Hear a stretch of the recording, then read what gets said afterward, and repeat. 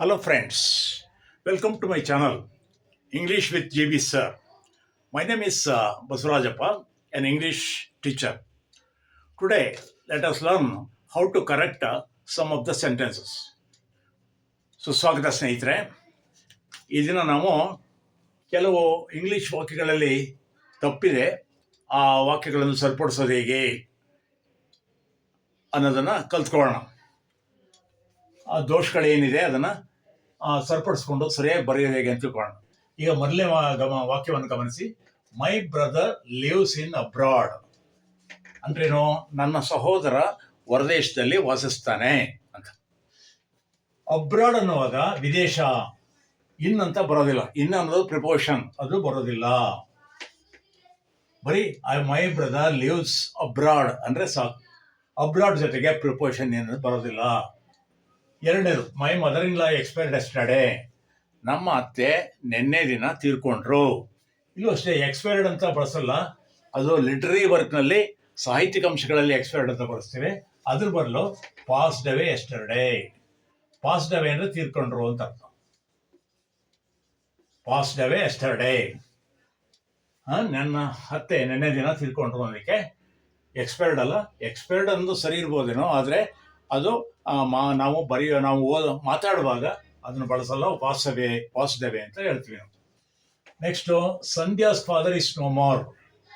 ಸಂಧ್ಯಾಳ ತಂದೆ ಇನ್ನಿಲ್ಲವಾಗಿದ್ದಾರೆ. ಇನ್ನಿಲ್ಲ ಅಂದ್ರೆ ಅವರು ತೀರ್ಕೊಂಡ್ರು ಅಂತ. ಇದು ನೋ ಮೋರ್ ಅಂತ ಬಳಸೋದು ಪದ ಸರಿ ಇಲ್ಲ. ಇದು ಅಷ್ಟೇ, ಹ್ಯಾಸ್ ಪಾಸ್ಡ್ ಅವೇ ಅಂತ. ಹ್ಯಾಸ್ ಪಾಸ್ಡ್ ಅವೇ, ಸ್ವರ್ಗಸ್ಥರಾದ್ರು ಅನ್ನೋದಕ್ಕೆ ಹ್ಯಾಸ್ ಪಾಸ್ಡ್ ಅವೇ. ಅದು Sandhya's father has passed away ಅಂತ ಹೇಳಬೇಕು. Next, I have a big family. ನನಗೆ ಒಂದು ದೊಡ್ಡ ಕುಟುಂಬ ಇದೆ. ಅದಕ್ಕೆ ಬಿಗ್ ಫ್ಯಾಮಿಲಿ ಹೇಳ್ಬಾರ್ದು, ಇದ್ರ ಬದಲು large family. I have a large family. ತಂದೆ ಅಪ್ಪ ಅಮ್ಮ, ತಾತ ಅಜ್ಜಿ, ಮುತ್ತಾತ ಮುದ್ದಜ್ಜಿ ಇವರೆಲ್ಲ ಇರ್ಬೋದು. ಅದಕ್ಕೆ ಲಾರ್ಜ್ ಫ್ಯಾಮಿಲಿ ಅಂತ ಹೇಳ್ಬೇಕು. I have a large family ಅಂತ ಹೇಳ್ಬೇಕು, ಬಿಗ್ ಫ್ಯಾಮಿಲಿ ಅಲ್ಲ. People dream to visit USA.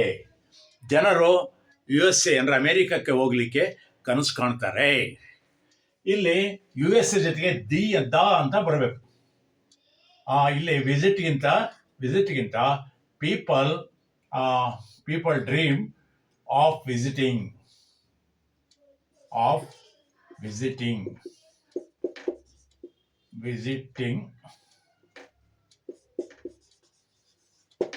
the USA, the UK ಅಂತ ಹೇಳ್ತೀವಿ. Next, I am having a cell phone. ನನ್ನ ಬಳಿ ಒಂದು ಸೆಲ್ ಫೋನ್ ಇದೆ. ಅದಕ್ಕೆ ಹ್ಯಾವ್ ಅನ್ನೋದ್ರ ಜೊತೆಗೆ ಹಿಂಗ್ ಬಳಸುವಂತಿಲ್ಲ, ಇದು ತಪ್ಪು. I have a cell phone.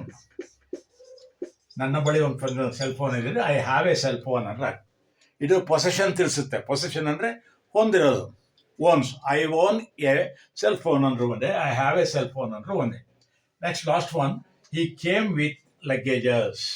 ಅವನು ಗಂಟು ಮೂಟೆಯೊಡನೆ ಬಂದ. ಲಗೇಜಸ್ ಅಂತ ಹೇಳಬಾರ್ದು, ಇದು ರಾಂಗು. ಇದು ಲಗೇಜ್ ಅಂತ ಹೇಳ್ಬೇಕು. ಲಗೇಜ್ ಅಂದ್ರೆ ಅದು ಪ್ಲೂರಲ್. ಲಗೇಜ್ ಒಂದೇ, ಬೇರೆ ಲಗೇಜಸ್ ಅಂತ ಎಲ್ಲ ಬರಲ್ಲ. ಗೊತ್ತಾಯ್ತಲ್ಲ ಸ್ನೇಹಿತರೆ? ಇದಿಷ್ಟು ಕೂಡ ಇವತ್ತಿನ ಒಂದು ಕರೆಕ್ಷನ್ ಆಫ್ ಸೆಂಟೆನ್ಸಸ್.